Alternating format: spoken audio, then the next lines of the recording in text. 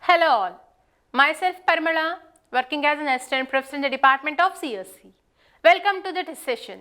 Today we are going to discuss about dynamic memory allocation in computer programming. Now before coming into the dynamic memory allocation, these are the concepts we are going to discuss in this today's session. First, about a memory allocation, what type of memory allocations we have and how it will be. So usually we have two types of memory allocations. One is static memory allocation, next dynamic memory allocation. And this, what is the process followed to allocate the memory? That process also we discuss here. Followed by that, what are the types of memory allocation functions? So using these functions, we allocate the memory to a variable. So these are the topics we are going to discuss in this session about memory allocation, types of memory allocations like static and dynamic. With what functions we do this process. So about this we will discuss now. Now come by one. Memory allocation. Allocating the memory. What is a memory? Okay, in our previous sessions in the concept of pointers, we discussed about a computer memory. What is a computer memory? Where it will be? Computer memory usually will be located in CPU. CPU is having three parts. What are they? We know control unit, ALU and MU. These are the parts of CPU. Control unit is for controlling the instructions, controlling the flow of process. ALU is for executing the instructions, arithmetic logic unit, and the next part is nothing but memory unit. Here itself it stores everything. What instruction we want to store, on which data we are performing the operation, everything will be located in memory unit. So how that memory will be allocated to a variable, right? Okay, good. In our previous sessions, we discussed that while you are performing the addition of two numbers like A and B, we will initialize some value to A and B. And then we perform the sum of those two. When we initialize some value to A and B, assume A as 2 and B as 3. Where the two values are stored? 2 and 3? That we should know. Where it stores? That will be stored in memory unit. How? It stored that content in memory. And where it stored the data in the memory. That is nothing but memory allocation. Memory in the sense, it is not only a single cell or a single byte. There it may contain so many bytes. So in that, which cell or which byte is reserved to store that respective value, and how we can get the data from the respective location, that need to be identified here. It is nothing but memory allocation, allocating the memory to a particular variable.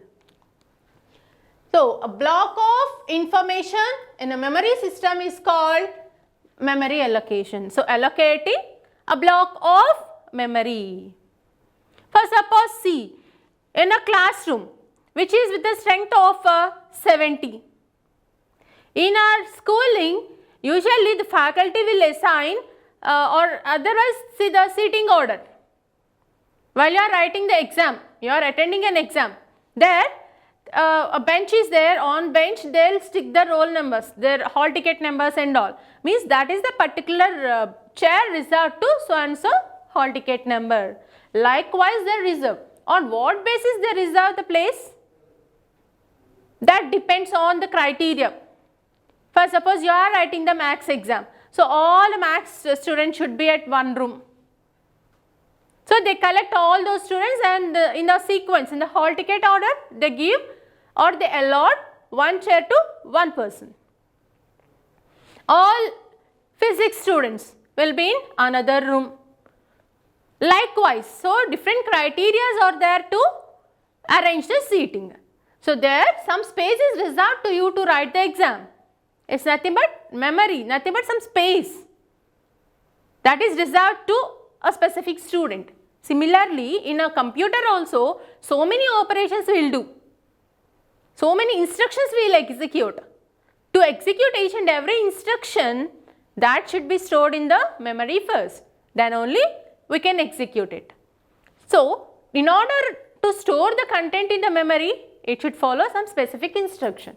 So, where we should store, how to store and all. So, assigning that block of information, a piece of memory to a specific variable is called as memory allocation. To allocate the memory, it is necessary to keep the information of the available memory. Available memory should be known to us. Means, okay, good, I have 42 bytes of memory. The free space in the memory is 42 bytes. Otherwise, take the simple example. While you are downloading an app in your mobile, you should know the free space, right? If the app may take 1 GB and something, if that much memory is available in a phone, then only you can install that app into the phone. Otherwise, we can't. Means before allocating the memory, we should identify how much memory required to store this and what is the available memory. Based on the availability only, we can perform the next step. So, before allocation, we should know the availability of the memory. If the memory management system finds a sufficient free memory, if it is sufficient, okay, good, we can continue the next step. Means we can install that app into our mobile. So, allocating the memory, it's nothing but memory allocation. Before allotting, we should identify the free space. If the free space we have, the sufficient space is there, then we can do. Otherwise, we have to skip it. So, in the memory allocation, there we have two types. One is nothing but static memory allocation and the second one is dynamic memory allocation. What is static and what is dynamic? Now, say about these two. Coming to static allocation. Static memory allocation. The name clearly specifies that static means constant. Once we initialize the space to that, it will be fixed. That is called static memory allocation. So, in the static memory allocation, size of the memory may be required for the variable must be defined before loading and executing the program. So, we are specifying clearly that before compilation and before executing the program, we are clearly specifying that okay, this is the amount of memory required to execute so and so program. So, this is the amount of memory required to store so and so data. That should be defined before executing the program. Such type of memory allocation is called static. Means which will be known to us, right? Which we know before itself. Then before executing the program itself, we will reserve the memory to so and so data. That is called static memory allocation. Coming to dynamic memory allocation, if the data which we doesn't know before itself, that is called dynamic memory allocation. So, the memory is allotted to the variable or the program at the runtime. At the runtime, right? So, first suppose see, first suppose attending the Zoom classes. Can you tell how many students will join into the Zoom link to attend the class? Can you specify? Or otherwise, take a example as a bus. How many passengers can be accommodated in that? Maximum of 60 passengers. Can you define that? Is 60 passengers or reserved there? There we have two constraints. One is nothing but the reservation and second one is without reservation. So, in the reservation, if you are reserving the bus to move from Guntur to Bangalore or Guntur to Hyderabad or Hyderabad to Chennai and something like that. If you are moving from one location to other location, okay, good, we are reserving the bus. Then the manager, then clearly he can identify how many passengers are traveling at the end of the day or before starting the journey. Clearly they can identify how many passengers are moving. That it is clear. So around 20 passengers are there, means it is fixed. Before itself we know. That is nothing but static allocation. So they reserve the seats to everyone based on their requirement. Coming to the second case, take the ordinary bus which is moving from one location to another location. Then is any reservation we have there? No. So between source and the destination we have so many substations like station 1, station 2, station 3, station 4 and so on. Likewise some substations we have. Here itself is started journey. Can you define how many passengers will be located there itself? Is that is fixed till the destination? May not. Meanwhile, when it started its journey, here at the station 1 some new passengers may add to that. We should show the space to them. And when coming to station 2, some may drop here. Coming to station 3, some may join to that or some may drop there. That depends. Dynamic. Is it clear? When it is moving, when it is running, in the middle of it, there may be a need of adding some passengers or between some passengers may leave the bus. So dynamically it is changing. Such type of allocation is called as dynamic memory allocation. So in the memory allocation we have two types, static and the dynamic. Static means before executing the program, if you know how much data is there and how much memory is required to store that, then before execution itself, we store the data in the memory and we complete our process. That comes under static. Coming to the dynamic, during the execution, we may use some extra data. In such cases, we will move to dynamic memory allocation. Here, this is a way to access the memory dynamically, that usually through pointers. Accessing the memory dynamically with the support of pointers we can do. So, for example, this is the memory we have. Here, so many types of variables we have. So, static variables, dynamic variables, different types of variables we have. So, local variables, global variables, program instructions, static variables and free memory. So, if you take a program, there we have declarations, initializations, executable statements and all. Coming to the declaration, two types of declarations we have. What are they? Local declaration and global declarations. In that also different varieties of declarations we have, static as well as the dynamic initializations. Good. What type of variables we have? In the memory, it reserves some space to store each and everything. So, this is the space reserved to store the program instructions, and this is the memory reserved to store the local variables of the program, and this is the memory reserved to store the global variables, and this is for the static variables. Likewise, whatever the data we have in the program, it stores everything in the memory likewise. After storing everything, this is the free space identified. Right? So, these instructions as well as the static variables, see, this is the permanent storage area. Permanent storage area. What is the permanent storage area? Once you define the instructions, you are storing the program in the computer. For suppose I am typing the program and my program name is 1.c. My program name is 1.c. Where you are storing that program? Okay, you may store that program on the desktop. On the desktop means it will be on the desktop. Maybe the icon will appear on the desktop, but the content will be stored in the memory. Right?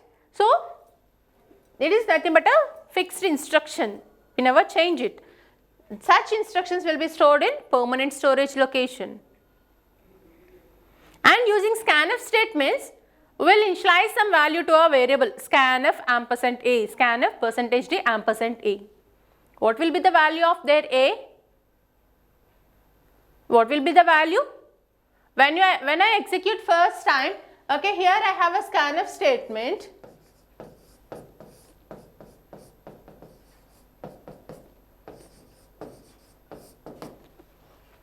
How much we can assign to a?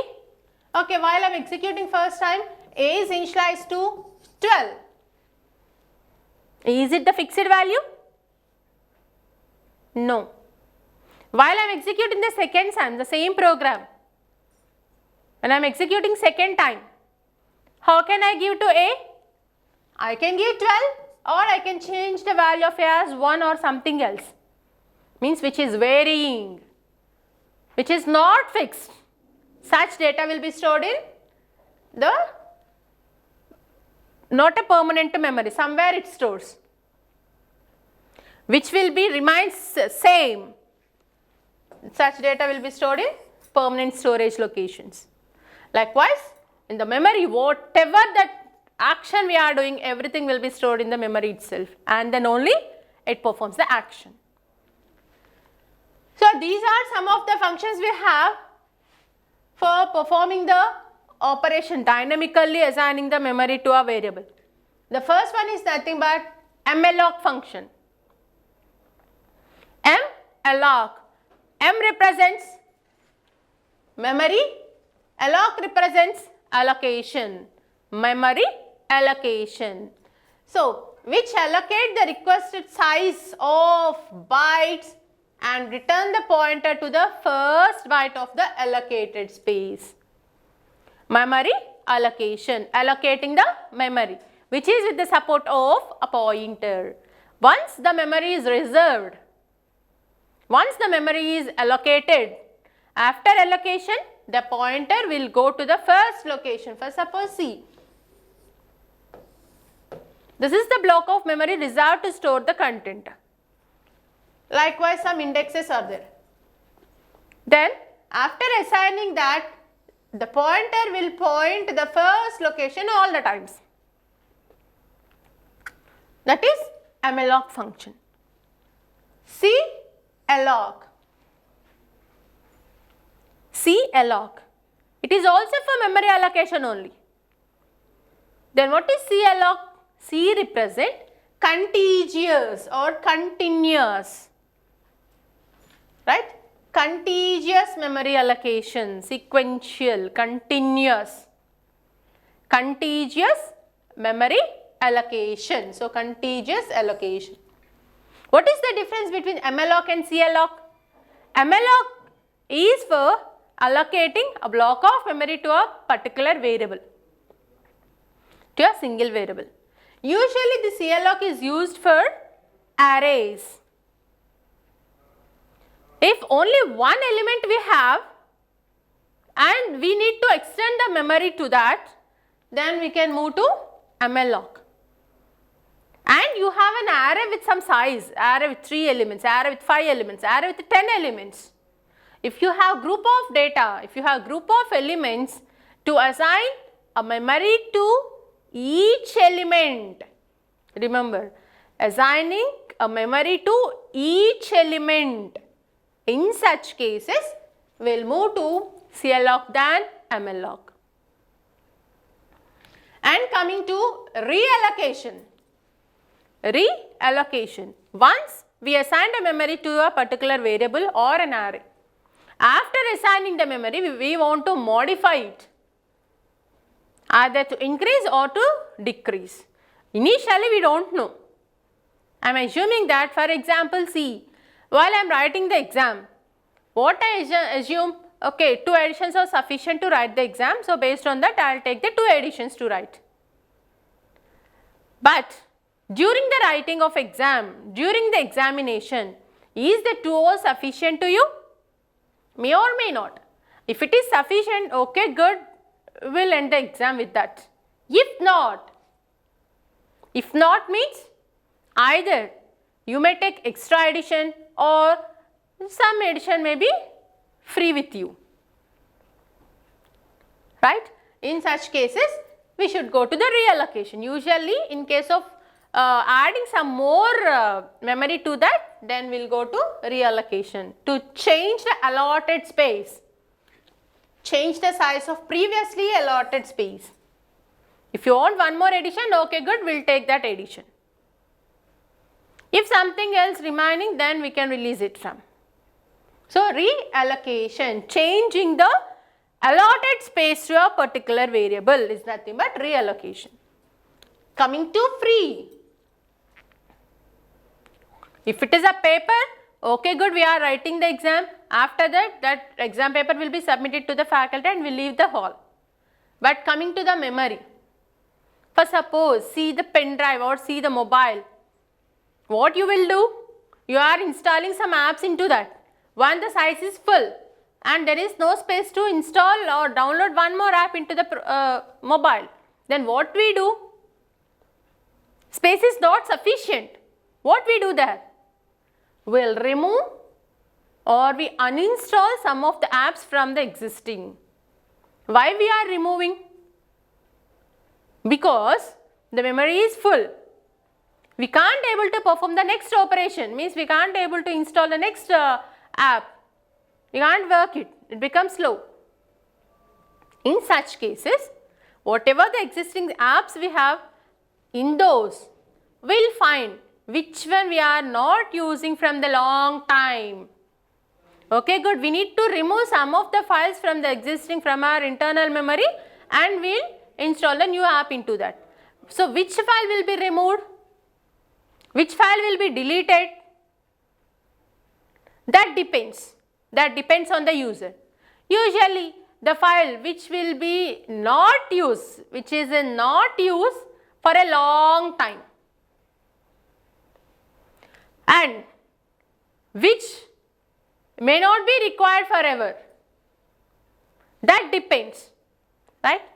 Otherwise, a copy is with some other, so you can delete it, or you have a copy of that file in another mobile or in another laptop. So, you can remove from here and whenever you require, you may get a copy of it from there. So, that depends on the user. So, one of the file you need to remove and by removing that, we will make the memory free and that will be used for some another purpose. Similarly, in the computer also, when we keep on storing the content into the memory, that memory may not be available for the next instruction. So, what we have to do there? We should release the memory from the existing instructions. When we free it, then that free memory can be used for some another purpose. That we can do by using the function free. So, these are some of the dynamic memory allocation functions. malloc is for allocating a block of memory to a variable. Usually, malloc is used for the single variable memory allocations. Coming to calloc, C represents contiguous memory allocation, usually for group of elements. Malloc is for the single element. Coming to the array elements, we have 5 elements. So, we should assign a free space or we should extend the space to each element of the array. In such cases, we move to calloc. Reallocation, once the initialization was done and now we want to change it. Before initialization, initially we don't know how much size it requires. So, based on the assumption, we did something, but during the execution, it may require some extra memory. In such cases, we will use the realloc function to initialize it. Coming to free function, which is for releasing the memory from the instructions or from the variables. So, these are some of the dynamic memory allocation functions. Now, here we see about one by one how it works, how we assign the memory to a variable using these functions. Coming to the malloc, the first function is nothing but malloc function, memory allocation. How we assign the memory? How we allocate the memory? See, malloc is a function used for allocating a block of memory at runtime. What is runtime? Executing it.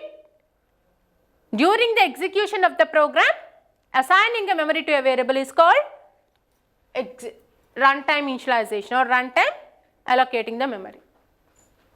This function reserves a single block of memory to the given size.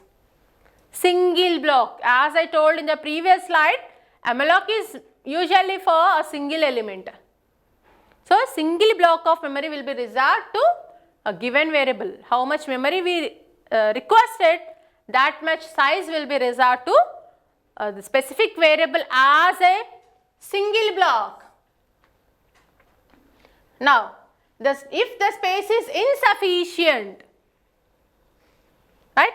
If it is insufficient, it fails to store and it returns the null pointer. Okay. If the memory space is insufficient, it gives that as a null. Because if the free space is there, then only we can accommodate. If not, what we can do? It returns null. This is the syntax to use a malloc function. A malloc is nothing but a function. So, that will be represented with the pointer. And here ptr equal to cast type. What is cast type? What is cast type? Data type. Which type of variable it is? Is it integer, float, char or double or something else? So, which type of variable it is, that should be here the cast type. Pointer, malloc of byte size. So, how much size we require, that size we should pass as an argument to a malloc function. Now see, this is the structure of the example of this. A malloc we have int star ptr and int asterisk of a malloc of 5 into size of int. 5 into size of int.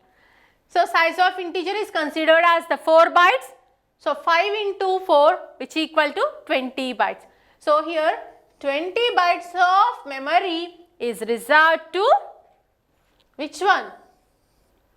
The pointer, integer pointer. Clear? So, it is an integer pointer. So, it should be here integer. Now, ptr equal to, now what is the new size of this pointer?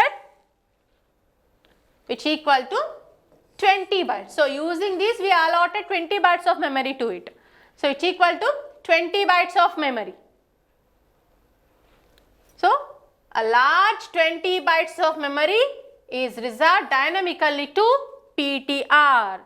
So, how these 20 bytes are reserved? Good, this is the memory. Likewise, it contains some blocks. While reserving like this the memory to a variable dynamically, it searches for continuous 20 bytes. Remember, sequence of 20 bytes. So, if these 20 bytes are free, if these 20 bytes are free, then only this 20 bytes of memory will be reserved to that specific variable. If the sequential 20 bytes are not available, then it returns null. Clear? So, it should be sequence. See, that is why here it is shown as a single block. 20 bytes means, okay, here 3 bytes are available and here 7 bytes are available and somewhere another 5 bytes are available. Likewise, it will never distribute the memory. Clear? So, where the 20 bytes are available, only that block will be reserved and that will be chosen to allocate to a pointer variable ptr. So a block, as a single block only it reserves. This is about a malloc function, nothing but memory allocation. See the example program to it. Okay, good. First we start with the stdio.h and we are including one more function called mloc.h. Otherwise these predefined functions are in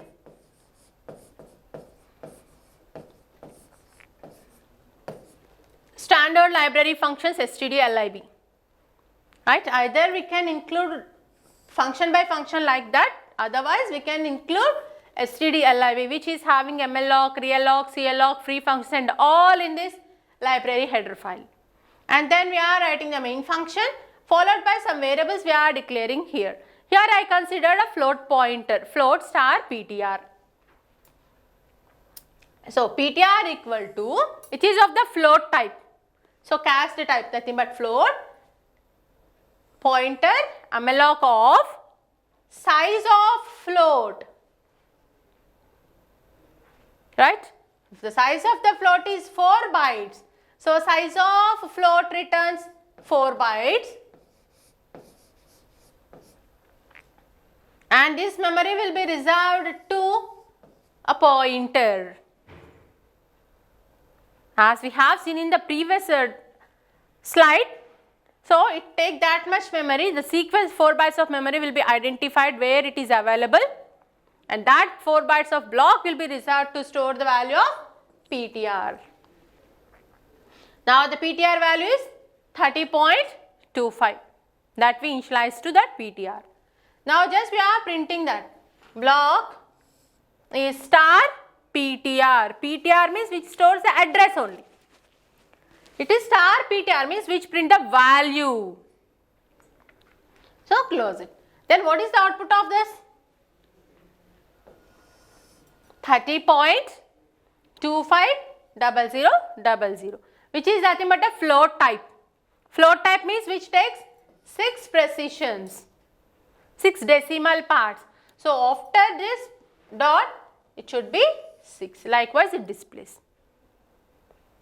So how to use the malloc function? Like this, malloc of size of that respective data type. Now see the next one. How can we use another function called calloc? Calloc means contiguous allocation sequence. Now see the calloc function. Calloc is another memory allocation function which is used for allocating the memory at runtime only.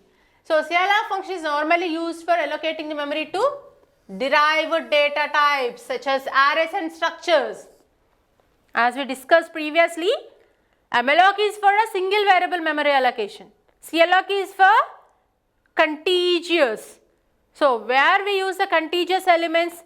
Either in the arrays or in the structures and unions. So in such derived data type, array, pointers, all is are nothing but derived data types only. So this calloc will be used for arrays as well as for structures. See the syntax of it. Pointer, which type of one it is, the cast name followed by calloc, and for how many elements? Just we are telling it is for array. Array is nothing but group of elements. So for how many elements you want to assign the memory additionally? That we should specify. Clear? So array may have 5 elements. So for each element we want to assign additional memory, or dynamically we want to reserve some memory to each element. So likewise how many elements we have in that memory, that should be specified as the first argument, and the length, how much size. So calloc requires 2 arguments. One is nothing but number of elements, second one is the size. See the example to this. stdio.h, malloc and calloc. Instead of that, here we can use stdlib or calloc function. Then main function, followed by that here 2 variables we have, one is a pointer variable and one is the ordinary variable, both are of integer type. Then PTR equal to int of CLOC of 3 comma size of int. What is 3? 3 elements. So total 3 elements. Of size integer means if it is 64-bit processor 4 bytes, if it is 32 2 bytes. So each element, so likewise we have 3. Here it is 4 bytes, 4 bytes, 4 bytes. The first element, second element, third element. So to each one it assigns that respective memory separately. So for 3, 1, 2 and 3. That is the advantage of CLOC. Now using the scanf statement, we are reading the elements one by one. So here just printed a number of elements, just the print message we are displaying, and using this for loop we are initializing it. Scanf pointer of plus I, when I equal to 0, pointer plus 0 means it comes to this first location and here it stores the element, and it increments the value of I, it becomes 1, then it goes to the next location and here it stores, and when it equal to 2, so pointer plus 2, 0, 1, 2, and it comes here and it stores the element in that location. Now here just we are printing that array elements. So PTR plus I. PTR plus I means, what is PTR plus I? Pointer plus 0 means it comes to the first location. Whatever the data we stored in that will be displayed to us.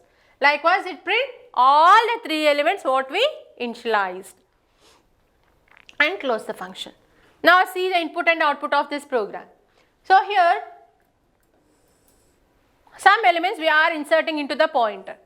So here the first element is 1, second element will be stored in the second location, third element is nothing but in the third location.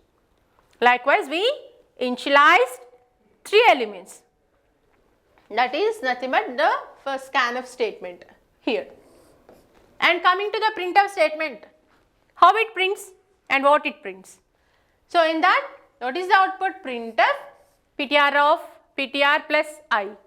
PTR 0 means it prints 1. PTR plus 1 nothing but 2. PTR plus 2 3. So the output of it becomes 1, 2 and 3.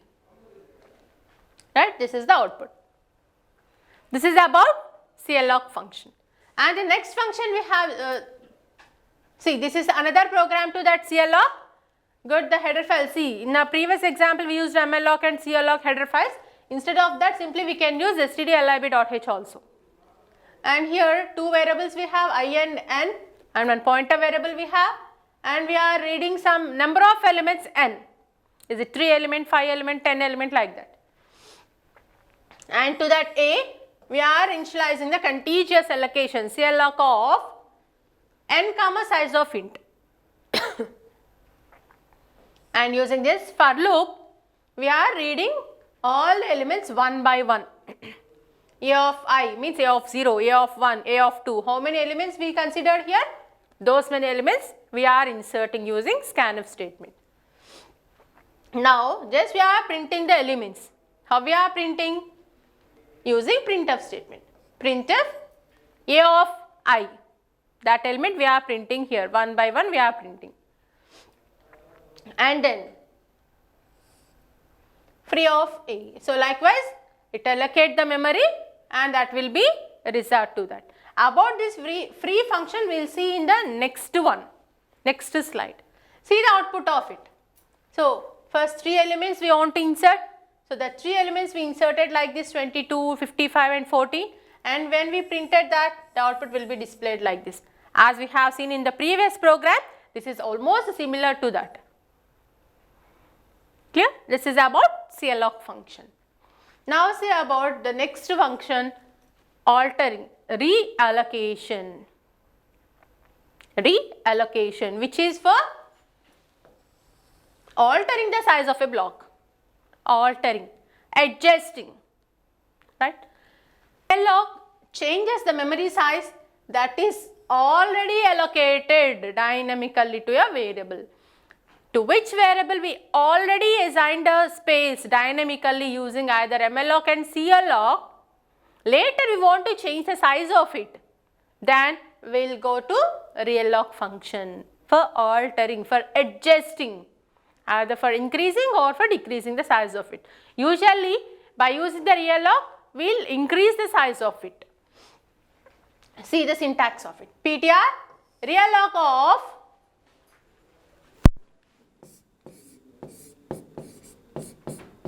all these are the lowercase letters.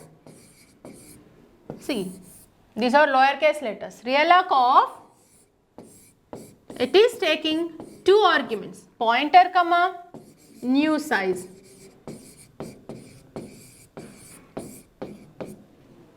Right? So, to which pointer or to which variable you want to resize, the pointer name realloc. Here this is not a capital letter. So, all these are the lowercase letters. Realloc of the pointer name followed by the new size. Because why we are taking here the new size? Already some size we assigned to a specific variable. We want to alter it. For that we need to assign the new size. So, this is the syntax of it. Syntax of realloc. Now, see the example to that. Here the header files we need to take as a stdio1, stdlib, followed by that the main function we have, and then ptr equal to, first we are assigning the size to that using the malloc function.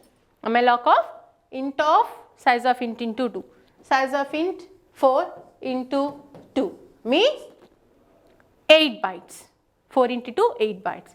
So, initially to this pointer variable we assigned 8 bytes. So, one variable we declared and this is the pointer variable which we are altering. Now, so ptr size is initialized to 10 and here ptr plus 1 equal to 20 means the next address location will be stored with the value 20. ptr is having the element 10. ptr plus 1 means next location will be with 20. Now, we are altering the size. How we are altering? ptr new equal to int star realloc of ptr into size of int into 3. So, ptr new. So, to this we are initializing. Actually, what is the size of this ptr new? It is 4 bytes only because it is an integer. 4 bytes only. Now that we are altering like a size of, to which one we are altering? ptr. To which we are altering? ptr. ptr is already initialized with the size 8 bytes here. Is it clear? This is ptr. To that ptr how much we initialized here? 8 bytes we already initialized here in the first step. That we are altering now. How much we are assigning now? ptr to size of int into 3. Size of int 4 bytes into 3 which equal to 12 bytes. So, these 8 bytes are altered with 12 bytes because here to ptr we initialize 8 bytes in the first beginning of the program itself. Now, we are changing the size of these to 12 bytes, that is reallocation for altering. So, just some value we initialize to that as 30. So, the next location will be stored with that. It is nothing but ptr plus 2. So, ptr means 10, ptr plus 1 is 20, ptr plus 2 is 30. Now, just we are printing those elements using a loop. One by one element. When I equal to 0, just we are printing that ptr new plus I plus 0 means which value it prints? 10. When I equal to 1, it prints 20. When I equal to 2, it prints 30. Likewise, simply we are printing those elements and close the program. Now see the output of it. In this output, the output will be 10, 20 and 30. As we have seen here, first we are printing the first element and then second element followed by third element using the for loop. So this is about reallocation, realloc for altering the memory. And last function we have, that is nothing but the last function we have, that is, see, this is the output of this program, 10, 20 and 30. Last function is nothing but the free function, which is to release the memory from it. Now the last function in the dynamic memory allocation is free function.